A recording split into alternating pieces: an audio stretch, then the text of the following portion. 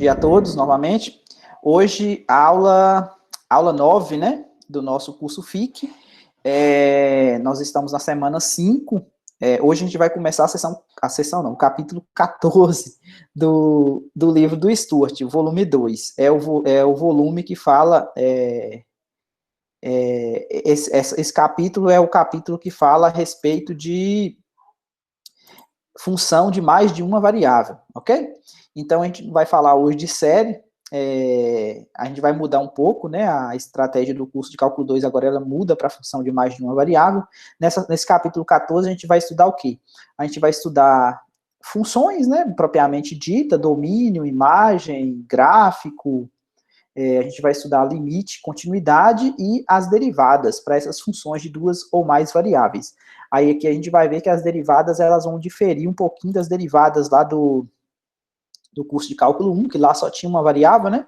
Aqui, como tem duas ou mais, então a gente vai determinar o que seriam as derivadas parciais em relação a cada variável que a função possa conter.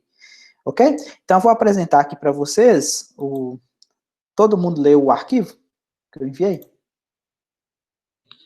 Dessa vez eu li. Ah, beleza. Não passou o oi, né? Leu mesmo. É. É bem tranquilo a aula de hoje, né? Ou seja, a gente vai introduzir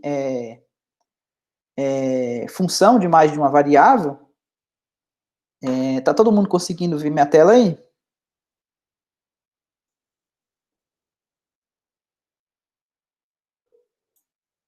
Sim, beleza, ótimo. Então, aula 9 hoje, né? Deixa eu só colocar aqui vermelho. Aula 9 do dia 9, né?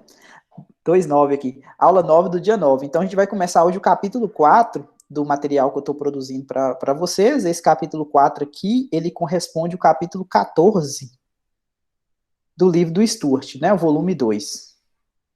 O volume 2 do livro Cálculo do Stuart. Então, a gente vai falar de funções de várias variáveis. Bom, então a gente começa falando como que a gente pode introduzir essas funções. Então, aqui ele dá 4 possibilidades de se falar de uma função. A primeira possibilidade é verbalmente, ou seja, você vai usar descrição em palavra, meio que português aqui, né, para poder falar da função. Numericamente, ou seja, por uma tabela de valores, está faltando um S aqui, de valores, algebricamente, quando você tem uma fórmula explícita para a função, tipo f de x igual a x ao quadrado. Ok? E, por último, visualmente. Ou seja, você pode fazer o gráfico. Bom dia, Rafaela. Você pode fazer o gráfico. Você pode fazer o gráfico dessa função. E aqui a gente vai ver uma coisa nova que é chamada curva de nível. Então, depois a gente vai explicar direito o que significa essas curvas de nível. Ok? Então, Luane, bom dia. Então, aqui, ó, por exemplo, o que seria? Imagine que você pegou uma função lá do cálculo 1, a parábola. F de x igual a x ao quadrado. Então, essa maneira algébrica aqui, ó, é o jeito que a gente expressaria essa função, essa parábola. Uma tabela de valores, o que seria isso? Você colocaria os valores de x, f de x, e fazia aquela tabelinha lá, né? Ou seja, a imagem do 0 é 0, a imagem do 1 é 1 ao quadrado, que é 1, a imagem do 2 é 4, né, que é 2 ao quadrado. Então, uma tabela de valores seria dessa maneira que a gente poderia expressar a função x ao quadrado. Descrição em palavra, eu poderia falar para vocês, para cada valor que você tiver, a imagem da função vai ser o quê? O quadrado desse número. Ou seja, seria uma descrição em palavras. E um gráfico, nesse caso aqui, eu poderia fazer assim também, né?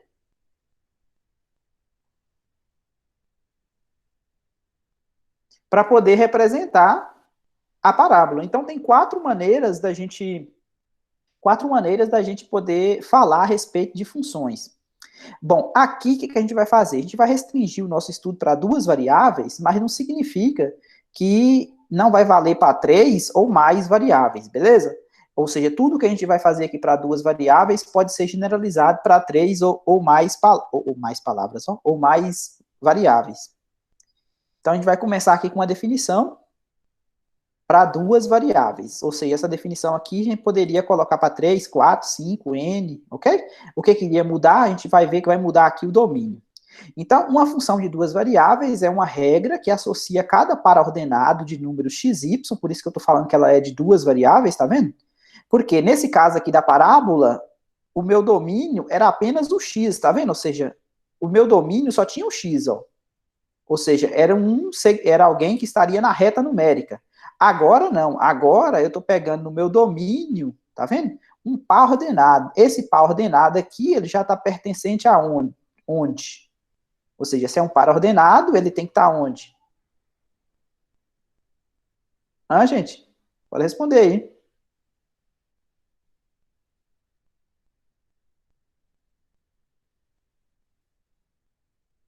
Tá todo mundo conseguindo ver?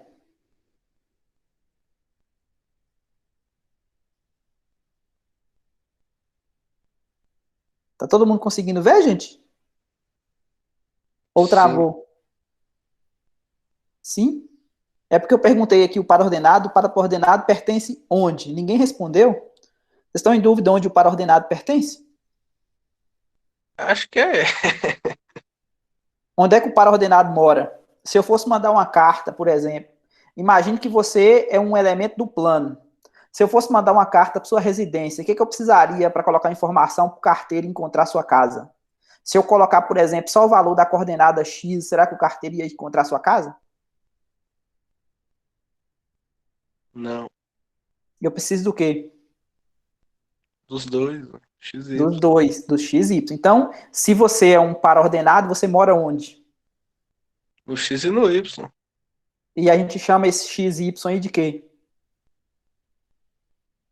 Aí eu não sei. A gente chama isso de plano cartesiano. Ok? É um plano definido lá por René Descartes, lá nos anos 1000 e... Eu não sei direito, mas é lá para os anos 1000, século XVI, XVII. Opa, não, isso aqui não tem nada a ver com a aula, não. Então, esse plano aqui, cartesiano, bom dia, Antônio, foi definido por René Descartes, chamado plano cartesiano. Qualquer par ordenado tá vendo? Ele está contido no R2. Tá vendo o que é o R2? O R2 nada mais é do que o plano cartesiano XY, ou seja, se você pegar todas as possibilidades para X e fazer todas as possibilidades para Y também, o que vai acontecer? Eu vou encher aqui, ó, cada ponto aqui, ó, onde é que eu estou pingando aqui, ó, concorda que vai ter um X e um Y correspondente para ele? Um X negativo, um Concordo. Y negativo aqui nesse pedaço, um X negativo, positivo, um Y negativo aqui, X e Y positivo, esse pessoal aqui é chamado de quadrante, lembra? Esse aqui é o primeiro quadrante, esse aqui é o segundo quadrante, esse aqui é o terceiro quadrante, esse aqui é o quarto quadrante, e assim vai. Tá todo mundo conseguindo me ouvir aí bem, ou só o Lucas? Tá todo mundo calado? Sim, sim, sim. Então tá bom. Então, o que é uma função? Uma função é uma regra, ou seja, se é uma regra, vai ser alguma coisa parecida com isso aqui, ó. Tá vendo essa regra aqui? O que essa regra tá fazendo? Ela tá pegando o x e tá associando x ao quadrado. Ou seja, se eu peguei o 2 aqui, ó, tá associando o 4. Porque 2 ao quadrado é 4. Então, isso é uma regra. Agora aqui, o que eu tô fazendo? Eu tô pegando um ponto do plano e estou associando uma imagem, tá vendo essa imagem aqui? Eu estou chamando f de xy. Então aqui a minha função ela muda, ou seja, agora o meu domínio agora, em vez de ser uma reta ou o intervalo da reta, vai ser alguma coisa contida no R2. Lógico que o R2 é infinito, mas imagina que isso aqui que eu estou desenhando aqui seja o R2. Observe que esse D aqui, ele pode ser inclusive o R2 todo, beleza? Mas ele vai pegar o quê? Um par ordenado que mora aqui e vai associar um número real, que eu estou chamando de f de xy. Ok? Então, esses pontos aqui, ó, aqui tem o contradomínio, porque para ser função, vocês lembram que precisa de três coisas, né? Precisa de um domínio, esse D aqui é chamado de domínio, precisa de um contradomínio, o contradomínio aqui é os reais, o domínio aqui é o D, ficou ruim aqui, né? D igual a D. Domínio. Ficou ruim essa. Vou apagar aqui, escrever direito aqui. Ó, o domínio. Esse aqui é contradomínio. O domínio. Aqui eu estou chamando desse D, beleza? E a lei de associação. A lei de associação aqui eu estou chamando de Z igual a F de XY. Lá no R, na reta, a gente não chamava Y igual a F de X? Lá na reta, para a função? Aqui, como eu estou usando esse Y aqui para ser domínio, o que eu estou fazendo? Eu estou usando outra letra aqui para chamar de imagem. Então, esse camarada aqui, ó, os F de XY. Bom dia, Gabriel. Os F de XY, de forma que ele é imagem de algum XY pertencente a D, então eu estou chamando disso de imagem. Por quê? Porque concorda que eu poderia ter um XY aqui, ó, em que ele não é imagem de ninguém aqui pela F, ou seja, eu não apliquei a F, ou seja, ele não chegou aqui, tá vendo? Ou seja, se ele não chegou aqui, ele não é imagem. Então não significa que a imagem tem que ser igual ao contradomínio, beleza? Funções que obedecem isso a gente chama de sobrejetora. A gente não vai entrar no mérito da questão aqui, mas é coisas lá do cálculo 1 que vocês já estudaram. Mas aqui eu preciso o quê? Eu preciso saber quem que é o conjunto imagem, que é isso aqui, ó. Beleza? E preciso, para me entender o que é função, saber que uma função ela é representada por uma lei de associação. Que lei de associação é essa? Vocês podem estar perguntando, né? Vamos ver um exemplo aqui? Ó, primeiro exemplo, que é o 4.1. Bom dia, Kevin. O primeiro exemplo, que é o 4.1, ele vai falar a respeito de esse W aqui, que ele mede a temperatura subjetiva, que depende da temperatura real e da velocidade do vento. Ou seja, esse W aqui, ó, é uma função que depende da temperatura real e depende da velocidade do vento. O que acontece? Esse W aqui, ele descreve a severidade, tá vendo? Aparente do frio. Porque tem hora que o termômetro está medindo, sei lá, 18 graus, mas aí o que acontece? Se tiver um vento muito forte, a sensação que a temperatura está bem mais baixo do que 18 graus que o termômetro está falando. Então, logicamente, eu não sei qual que é a lei de associação que vai descrever essa severidade aparente, porque aqui eu estou dando um exemplo apenas verbal, né, utilizando palavras, porque aqui eu não exibi para vocês qual que seria a lei de associação dessa função, tá vendo? Eu só simplesmente falei que esse W ele depende da temperatura real e da velocidade do vento. Mas eu não falei como que é essa fórmula que descreve, ou seja, algebricamente não falei. Eu falei usando palavras, né? Que é uma das maneiras de a gente expressar uma função. O segundo exemplo, aqui já tem uma lei de associação, tá vendo? Eu já tenho uma expressão algébrica, que é a função de Cobb-Douglas. Essa é uma função famosa, né, que fala a respeito da produção. A produção aqui é uma função que depende do esse L, que é a quantidade de horas trabalhadas, né? Possivelmente vem de labor, lá do inglês, né, de trabalhar. E esse K aqui é a quantidade de dinheiro, né, de capital investido. Então, observei, a produção é uma função que depende da quantidade de horas trabalhadas e da quantidade de capital investido. Então, aqui ó, tem um B que multiplica L elevado a alfa vezes K elevado a 1 menos alfa. Esse modelo aqui, vocês podem pegar o livro do Stuart, vai ter uma tabela lá detalhada como eles chegaram nessa fórmula. Na verdade, isso aqui modelava a economia americana entre um determinado tempo que eles observaram a questão da produção, e eles chegaram nessa fórmula aqui, tá vendo? Então, vocês dão uma olhada lá que tem mais detalhe a respeito dessa função de Cobb-Douglas. Então, um exemplo aqui verbal, e outro exemplo aqui onde a gente usa o quê? Algébrico, né? Ou seja, a gente utiliza uma fórmula algébrica para descrever função. Tá. Tá tranquilo até aí, gente? Sim. Sim, sim, tranquilo. Tá. Sim, sim. Ok. Então, a próxima definição Vamos falar de gráfico. Uma maneira, né? Agora vamos considerar o gráfico de uma função de duas variáveis. Então, se f é uma função de duas variáveis, com domínio D, então o gráfico é o conjunto dos valores, então o gráfico aqui vai ser um subconjunto do R3, tá vendo? Por que do R3? Porque eu vou considerar essas duas primeiras coordenadas aqui como sendo domínio, ou seja, o chão, onde eu vou pegar valores, tá vendo o D aqui no chão? Ó? Essa parte aqui meio azulada são os valores de D. Eu peguei um ponto aqui, ó, esse ponto aqui ele tem coordenada, como ele está no chão, o Z dele, o Z é o eixo aqui, tá vendo? O eixo vertical, XY aqui no chão, então eu tenho uma coordenada X, tenho uma coordenada Y, tá vendo? XY é o domínio. E esse zero aqui, por enquanto, esse ponto aqui, por quê? Porque o Z dele é zero. Mas quando você pega ele lá em cima, na função,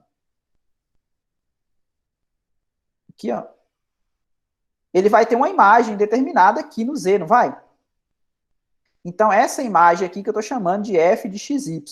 Então, o conjunto de todos os pontos aqui sobre isso que eu estou chamando de S, que é uma superfície, então o gráfico aqui a gente dá o nome de superfície, beleza? Tá vendo? Aqui o gráfico de uma função de... lá no caso do cálculo 1, o que a gente tinha? A gente tinha assim, né? Tinha um x, tinha um f de x, né? Que a gente chamava de y. Então, ó, para vocês verem. O que é o gráfico aqui? O gráfico seria esses pontos aqui, ó. Todos esses pontos aqui eram o gráfico de uma função de R em R. Então, os pontos x e f de x, eles estão contidos no R2, tá vendo? Esse traço aqui está contido no R2. Aqui, como a gente aumentou uma dimensão para o domínio, o que acontece? O gráfico vai ser chamado de superfície, tá vendo? Esse S que está aqui, ou seja, todos os pontos que estão aqui sobre essa superfície vermelha, eles são imagem de algum XY aqui do chão, tá vendo? Que é o domínio. Ou seja, a partir do momento que você pega o domínio aqui, ó, XY, você calcula a imagem dele lá no Z, beleza? Esse ponto aqui, ele tem coordenada x, y e um determinado f de xy. Quem é esse f de xy? Esse f de xy poderia ser, por exemplo, isso aqui, ó, onde se esse L fosse o x e o k fosse o y, tá vendo? Então eu teria uma expressão algébrica para a minha função. Ficou claro o que é o gráfico? Como é que a gente generaliza o gráfico, gente? Sim. Sim. Podemos seguir? Próximo exemplo? Pode repetir? Posso, Bruna. Então vamos lá. Vamos primeiro entender, você entendeu o que significa um gráfico de R em R? Imagine você tem uma função assim de R em R, lá do cálculo 1, que a cada x associa um f de x. Essa situação aqui, ó. Ficou clara essa situação aqui? Como é que é o gráfico? O gráfico são todos esses pontos aqui, ó. Todos esses pontos, eles têm coordenada x e um determinado f de x. Então, esses pontos, eles moram no plano, beleza? X, f de x mora no plano. Então, por isso está contido no R2. Tá vendo? Esse traço aqui, ó, ele está contido no R2. Beleza. Agora vamos para o caso R3. O caso R3, agora a minha f, ela está contida, o domínio dela é um D, tá vendo? Tem uma dimensão a mais. Esse D, ele está contido no R2 e essa função toma valores em R. Então, para cada xy, eu vou associar um f de xy, que eu estou chamando de z, que é esse caso aqui, tá vendo? Então, vou fazer o desenho aqui, bem mais medíocre do que esse aqui foi feito no GeoGebra, mas imagine que você tem uma superfície aqui, ó. Imagine que você pegou um ponto aqui, ó. Esse ponto aqui tem coordenada y, esse aqui é o eixo do y, esse aqui é o eixo do x, esse aqui é o eixo do z. Ele tem coordenada x e y. Esse ponto aqui, ó. Esse ponto aqui está em D. Imagina que o D aqui no chão seja esse domínio aqui, ó, D. Agora, o que você vai fazer? Você vai pegar uma imagem dele lá na superfície azul. Essa superfície azul aqui, imagina que ela está suspensa aqui, ó. Então, você vai pegar uma imagem dela aqui, ó. Pegou uma imagem aqui. Esse ponto aqui, Z, esse ponto Z aqui, que eu estou chamando da imagem, tá vendo? Do XY através da F. E o que seria, o que faz essa superfície S? É uma lei de associação. Eu poderia pegar e falar que esse, por exemplo, poderia pegar x ao quadrado mais y ao quadrado igual a z. Então, se eu pego, por exemplo, o ponto 1, 1, quem seria a imagem do ponto 1, 1? Se o x é 1, o y é 1, então o z vai ser 2, porque 1 ao quadrado mais 1 ao quadrado, então o z vai ser 2. Então, você marcaria, se esse aqui fosse 1, esse aqui fosse 1, essa imagem aqui seria 2. Esse ponto que está aqui, ó, seria o ponto 1, 1, 2. É um ponto que está onde? No espaço. Ficou claro, Bruna? Por que o gráfico está no espaço? E aí, quando você pega e varia o x e o y aqui no chão, ó, pegando outros pontos, você vai, pega a imagem de todo mundo aqui, ó, e vai fazendo o S. Por quê? Para cada xy diferente que você pega aqui no chão, você vai ter uma imagem lá no Z que vai fazer esses pontos aqui, ó, do R3. Ok?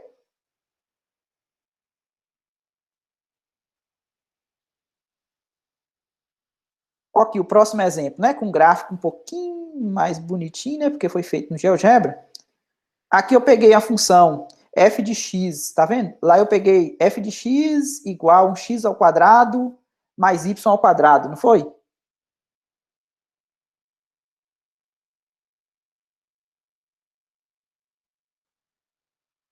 Esse aqui é um paraboloide, ok, gente? Aqui, ó.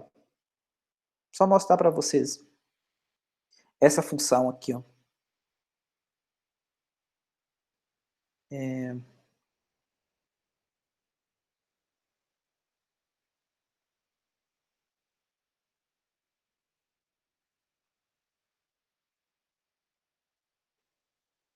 Se você pegar, por exemplo, z igual a x ao quadrado,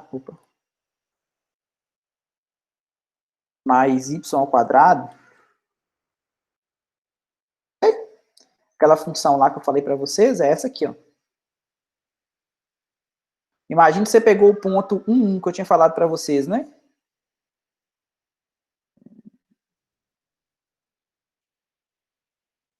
Acho que aqui não tem a opção livre, não. Mas imagine que você pegou o ponto 1, 1 aqui, ó. Se você pegou o ponto 1, 1, quando você calcula a imagem dele, vai ser o 2 aqui, ó. Vai ser algum ponto aqui na superfície, beleza?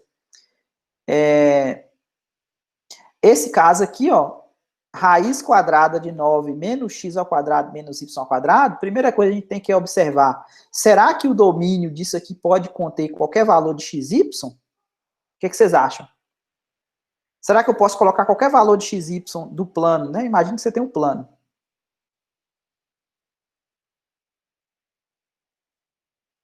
Eu acho que não, né? Por causa do negativo. Exatamente, né? Imagina que você pegou o x igual a 10 e o y 0, sei lá. Pegou esse ponto aqui, 10, 0. Coordenada 10, 0. 10 para x e 0 para y. Quando você pegar 10 e colocar aqui, ó, e colocar 0 aqui, ó, o que vai acontecer? Ó? Vai ficar 9 menos 100, né? Que é 10 ao quadrado, menos 0. Então, aqui já daria a raiz de 91, menos 91, beleza? Raiz de menos 91 não pertence a R, porque essa função aqui, ó, ela tem que pertencer a R, concorda? Que ela tem que pertencer a R, porque a minha função f, ela vai de um determinado domínio em R, tá vendo? Não pode ser complexo, né? Não pode ter raiz negativa. Então, eu tenho que preocupar que esse pessoal aqui de dentro ser o quê? Positivo, concorda? Ou seja, o 9 menos x ao quadrado menos y ao quadrado tem que ser maior ou igual que zero, porque não pode ter, o z não pode ser negativo, beleza? Porque o z tem que ser um número real. Ou seja, eu tenho que pegar os valores x e y, de forma que os f de x e y, que eu estou chamando de z, seja o quê? Seja um número real. Então, isso aqui tem que acontecer. Para isso aqui acontecer, a gente descobre que o xy tem que dar uma circunferência, né? De centro na origem, raio quanto? 3, isso. 3 menos 3 e 3. Então eu posso, na verdade eu posso colocar a borda também, não posso?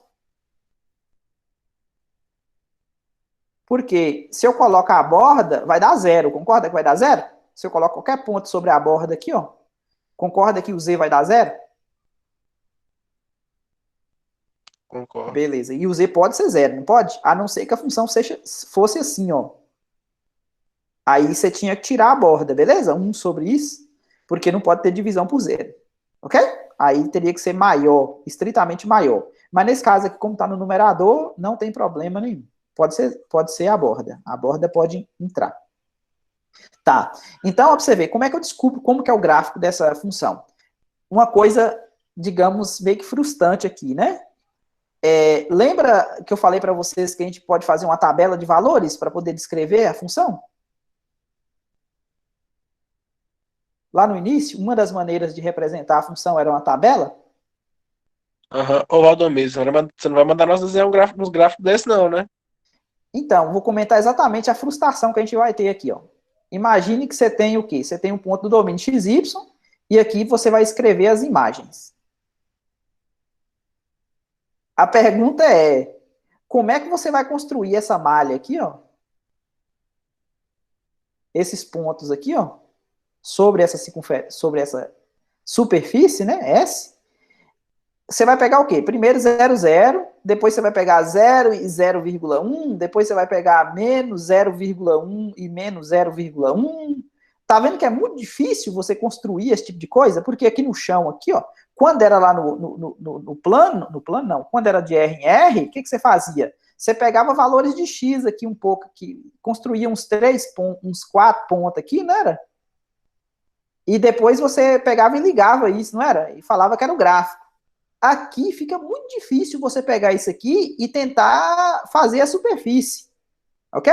Então aqui é impraticável você construir gráfico dessa maneira aqui, ó, com tabelas, porque o que acontece? Não fica tão claro como é que você vai sair de um ponto para o ponto vizinho, como é que é o formato da superfície, fica meio difícil, ok?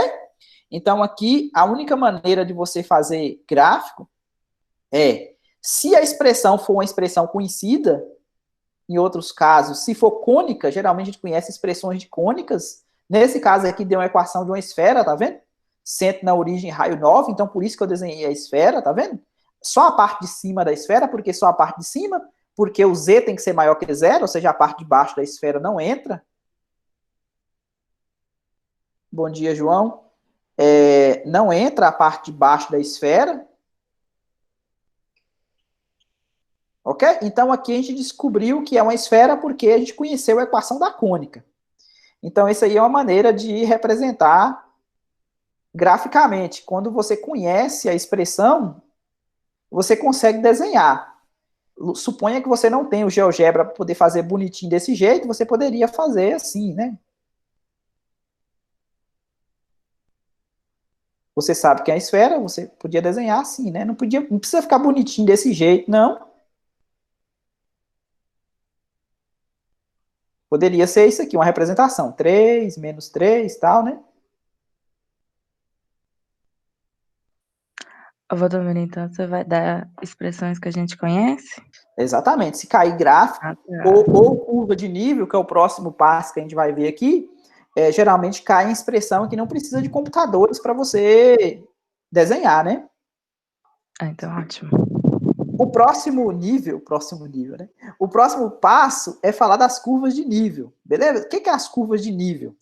As curvas de nível é uma maneira de você representar função de duas ou mais variáveis. Nesse caso aqui, ó, como é que funciona as curvas de nível? Por exemplo, os cartógrafos, eles usam bastante isso para poder fazer mapa. Imagina que você pega o mapa, você não consegue fazer uma representação 3D do mapa, a não ser que você esteja assistindo Dora Aventureira, né? Aí tem um mapa lá bem interessante, mas nos mapas normais, que tem, geralmente são planos, né? Não tem superfícies para você ver a questão de se está longe, se está íngreme, se não está, entendeu? Tipo, os mapas são planos, né? São pedaços de papéis. Imagine que você é uma pessoa 3D, não é? Quando você tira uma foto e imprime essa foto, revela, os mais antigos falavam revelar a foto, né? Hoje em dia ninguém nem faz isso mais. Aí o que acontece? A foto vai vir em 2D.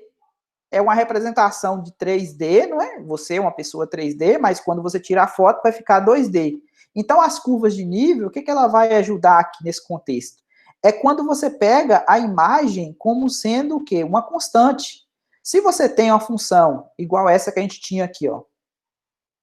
Imagine que você pegou o z igual a 1. Se você pegou o z igual a 1, você pegou um plano, ó, um plano aqui, ó, cortando essa esfera na altura 1.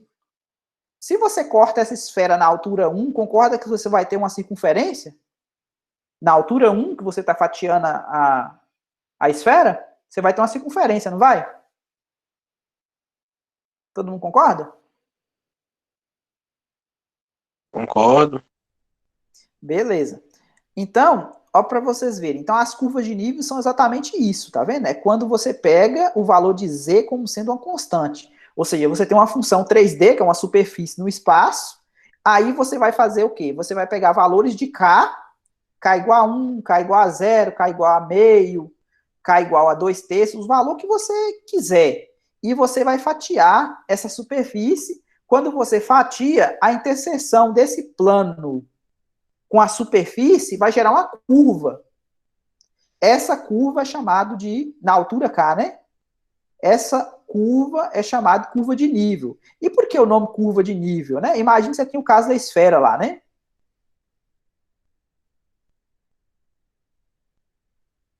Você pegou essa esfera e fatiou aqui, nessa altura aqui, ó, digamos.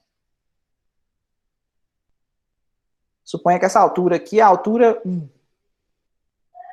Tá vendo que você tem essa circunferência aqui, ó? Todos os pontos que estão sobre essa circunferência, vocês concordam que vai ter a mesma imagem? Que é o 1? Então, por isso que é chamado curva de nível. Qual que é a ideia de nível? A ideia de nível, por exemplo, para quem já viu o pedreiro trabalhando, o que eles fazem, por exemplo, para poder regularizar um chão, por exemplo? Eles pegam aquela mangueira, enchem de água, não é? Vai lá e marca uma determinada altura na parede, e aí depois pega a outra ponta da mangueira, que a água é um fenômeno da natureza, né? A água parece que a água tem nível, né? Aí o que acontece? Aí quando a água para na outra altura, no outro canto da sala, eles marcam. O que significa aquilo ali? Significa que aquelas alturas que a água parou, elas estão no mesmo nível. Então, significa que seu chão, se você colocar, por exemplo, 30 centímetros de um lado e marcar do outro lado onde que a água parou, aquela altura também onde que a água parou tem que dar 30 centímetros também. Ou seja, o chão teria que ficar nivelado. Todo mundo com a altura de 30 centímetros, que você escolheu.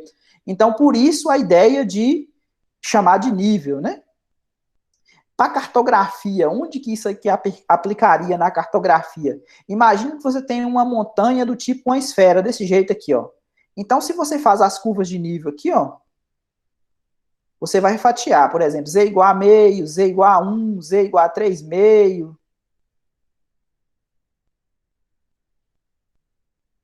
A 3 quartos, né? 0 pontos. Opa, aqui não. Vou só mudar aqui o valor aqui para o desenho ficar interessante. Vou pegar esse aqui do meio como sendo 3 quartos e esse aqui como sendo 1. Ok? O de cima aqui como sendo 1. Então, o que acontece? Daqui para cá, ó, quando você vai desenhar essas curvas aqui no chão, quando você faz a projeção delas, vão ficar alguma coisa de jeito, não vai? Quando você faz a projeção dessas circunferências aqui no chão. Todo mundo concorda? Concordo. Sim, beleza. Então, o que vai acontecer? A distância entre essas curvas aqui, ó, essa distância entre essas curvas, ela vai me dizer se essa superfície ela está muito inclinada ou menos inclinada, concorda? Porque se ela estiver muito inclinada, concorda que vai ficar muito perto uma circunferência da outra? Porque se ela estiver muito inclinada, significa que o raio vai estar quase do mesmo tamanho, não vai? Já o passo, se ela estiver mais achatada, a hora que você cortou aqui, ó, a hora que você faz a projeção daqui a projeção daqui vai ficar mais espaçada, tá vendo? Se ela tiver mais achatada. Imagine que isso aqui seja a superfície, ó.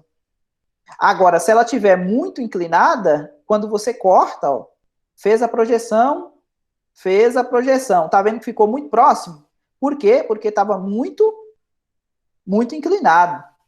Beleza? Então, a ideia dos cartógrafos para poder fazer, para saber se um desenho... Aqui tem um desenho mais bonitinho, né? Que mostra as curvas de nível, tá vendo? Você fatiou desde o K igual a 20, 25, 30, 35, 40, 45. Aqui a função, aqui 20, né? Que é a última curva de fora. Eu não sei qual que é o gráfico dessa função, mas ela é uma função que depende de x e y, que fez essa espécie de... que parece aqui um chapéu, né? Então, quando você fez esses cortes, que pegou o valor de z igual a k, você obteve essas curvas de nível, tá vendo? Então, isso aqui é uma curva de nível. Observe o que acontece aqui, ó. Ó, o que eu estava falando para vocês, a aba do chapéu aqui, ó. Tá vendo que a aba do chapéu aqui deu mais afastado? O que significa? Significa que não está tão inclinado, né? Agora, ó, para você ver. Olha esse pedacinho aqui, ó. Tá mais inclinado, não tá? Olha o que aconteceu com a projeção. Curva de nível mais próxima uma da outra, tá vendo? Ficou claro?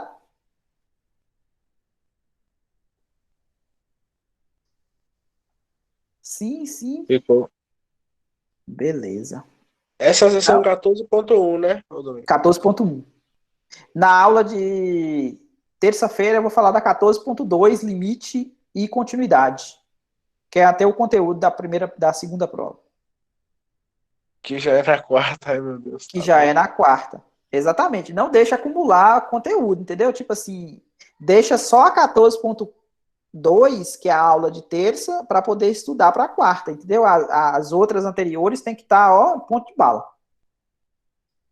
Aqui tem um exemplo de um mapa, né, topográfico. Tá vendo as curvas de nível que aparecem aqui? Então, aqui, ó, por exemplo, dá para você perceber o que acontece, ó.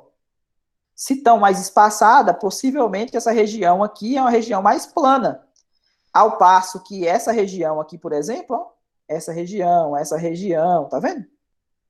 Como estão muito próximas as curvas de nível, o que acontece aqui? Significa que tem alguma coisa bem com a inclinação bastante elevada, ok? Então, isso aqui é uma maneira da gente ler, aqui, ó, por exemplo, está longe, tá vendo?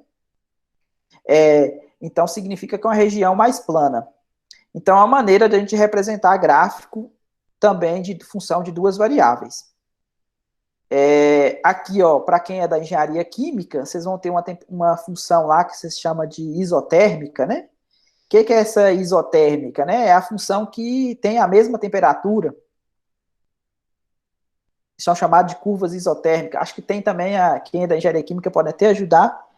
Cadê? Depressões funcionam do mesmo modo? Sim, Judson. Só que as depressões, o que acontece? Quando você faz o corte da curva de nível, que funciona tanto para montanha como para vale, né? Então, quando você faz o corte das curvas de nível, aí o topógrafo acho que tem que representar isso aí de uma maneira diferente para a pessoa entender, entendeu? Tipo assim, com cores, fazer uma legenda, alguma coisa do tipo, mas funciona do mesmo jeito. Porque se tem um vale, por exemplo, você faz as curvas de nível, você vai ter também a questão de se está espaçada mais plano, o vale, né? Ou se estão mais perto, se as curvas estão mais perto uma da outra, significa que é um buraco com a descida bem perigosa, né? Digamos. Mas aí o topógrafo acho que deve colocar uma legenda para indicar se é depressão ou se é montanha, né? Ficou claro?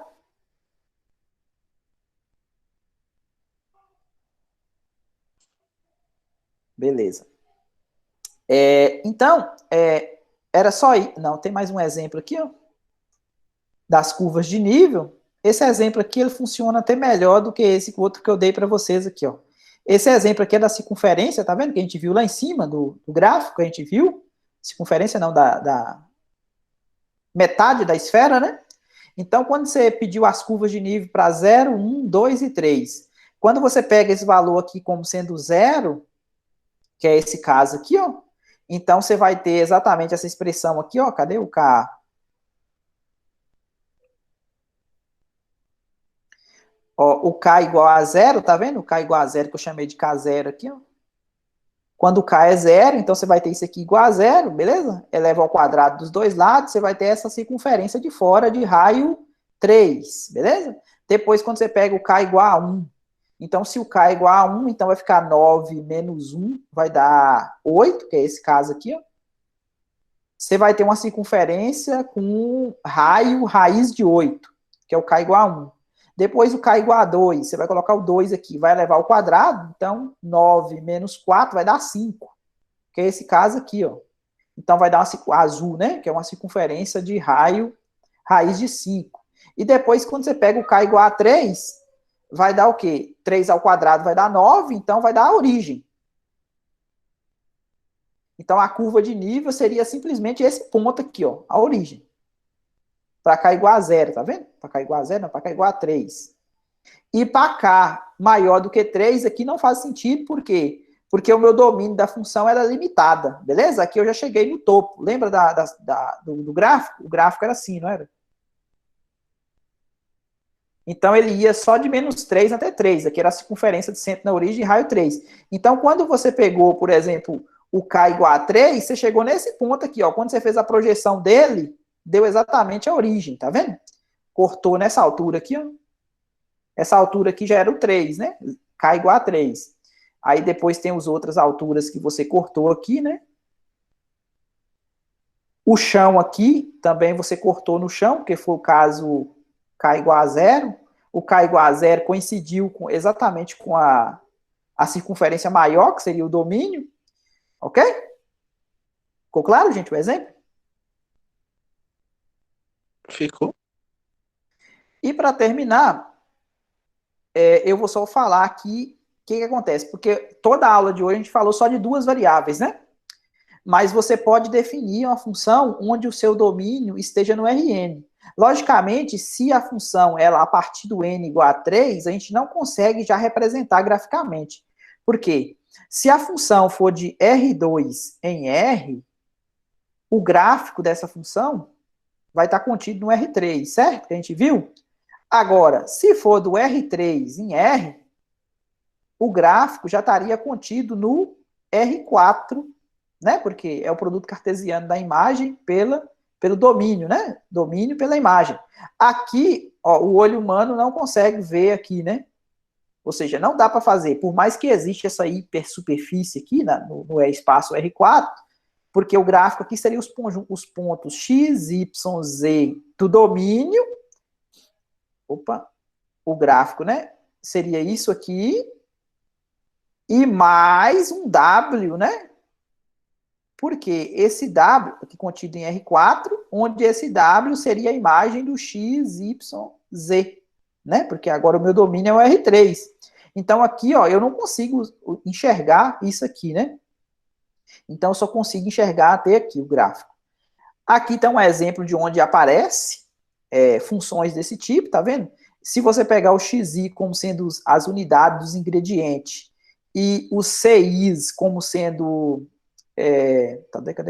o CI como sendo o custo, então se você pega cada ingrediente, multiplica pelo custo e soma, você vai ter o custo total, né? De uma receita, por exemplo. Ou de um produto alimentício que ele está falando, né? Imagine que você está fazendo, sei lá, um almoço.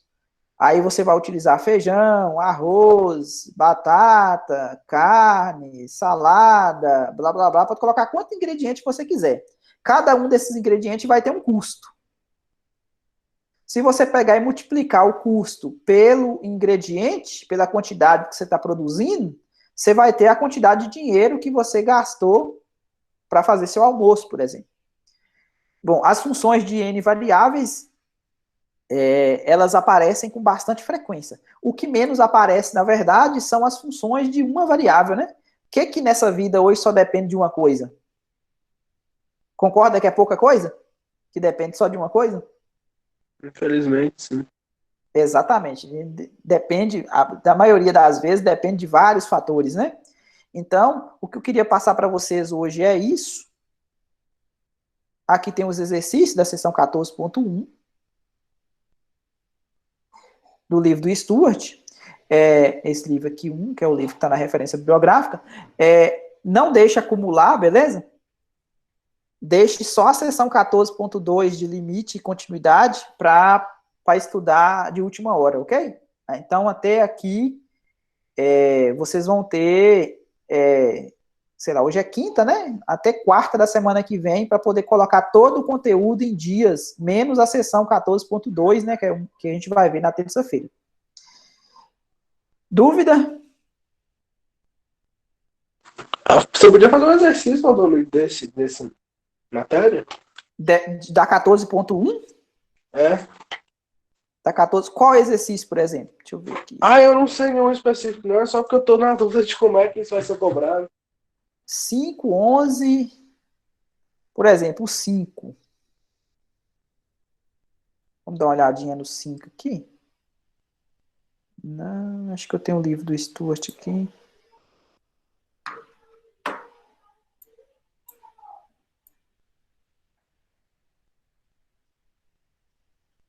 Capítulo 14. 14.1. O exercício 5 aqui, ó. Por exemplo.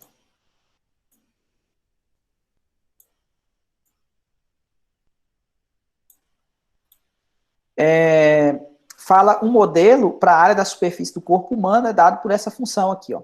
S da superfície do corpo humano é uma função que depende de W e de H. Quem que é o W? W é o peso em libras e H é a altura em polegadas. E S é medida em pés quadrados. Bem britânico, né? Essas medidas aqui. A primeira coisa pede para você calcular o F de 160, ou seja, uma pessoa que pesa 160 libras e tem 70 polegadas de altura. E interprete. Então, é simplesmente você fazer essa conta aqui, ó. Quer ver, ó? S é um F que depende de W e de H, dada por 0,1091. Nossa, que coisa. Quem modelou isso aqui deve ter 0,1091 vezes W elevado a 0,425.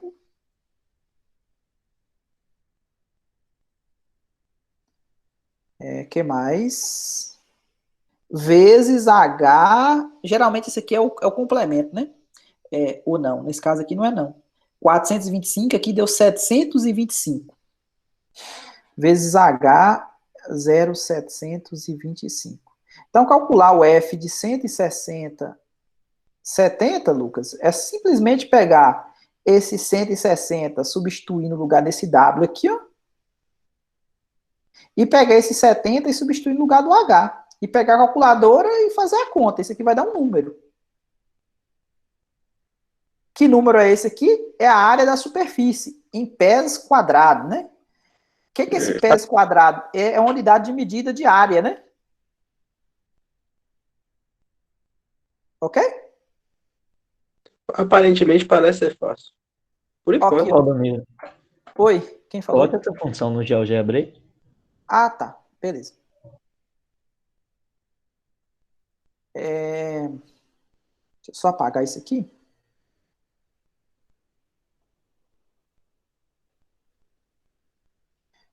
Vamos chamar de Z aqui, a outra variável. Vou chamar de XY. Vou pegar o W e chamar de X, que é o peso da pessoa, e vou chamar o H de Y, que é a altura, ok?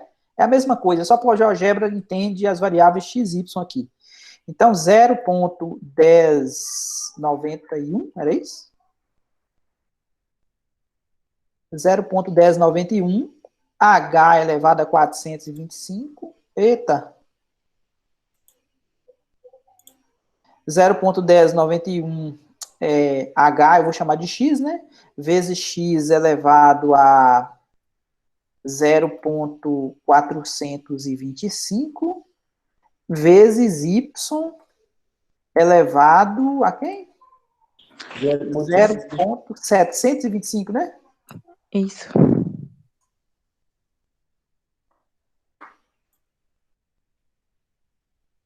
Olha o que deu aí, ó, sabe? Vamos tentar ver o que está acontecendo com isso aqui. Opa, peraí, cancelar. O que está acontecendo com isso aqui, ó? Tá vendo aqui, ó, a origem, 0, 0? Se o X e o Y for 0, o que seria 0, 0? Seria uma pessoa que não pesa nada e não tem altura nada. Ou seja, não tem superfície nenhuma do corpo, né? Aí, quando você vai aumentando os valores de X e os valores de Y, ou seja, vai aumentando o peso da pessoa e vai aumentando a altura, esse modelo aqui está bem generoso, parece que ele está, ó, bem generoso, que eu falo assim, tipo, parece que a pessoa, se ela for baixinha e gordinha, o que acontece? A área da superfície do corpo não vai ficar tão grande, tá vendo? É como se fosse uma coisa meio linear, tá vendo? Tipo assim, de acordo que você aumenta o peso, aí parece que você está aumentando a altura da pessoa também, tá vendo? Para poder não ficar uma coisa tão desproporcional, entendeu? Ou seja, esse modelo aqui parece que foram feitos para pessoas, digamos, normais, né? Tá vendo? O gráfico dá isso aqui, tá vendo? Ele está aumentando essa imagem aqui, o verde, ele tá, o valor aqui em azul é o peso quadrado, que é a área da superfície do corporal da pessoa. Ok? E aqui pede para calcular a área da sua própria superfície. Hein? Cada um pega uma trena em casa e mede a altura, beleza? E mede também o peso, né? Se tiver uma balança. Não, amor, esse negócio de peso na quarentena não dá não, Domiro. Para com isso. Verdade, viu?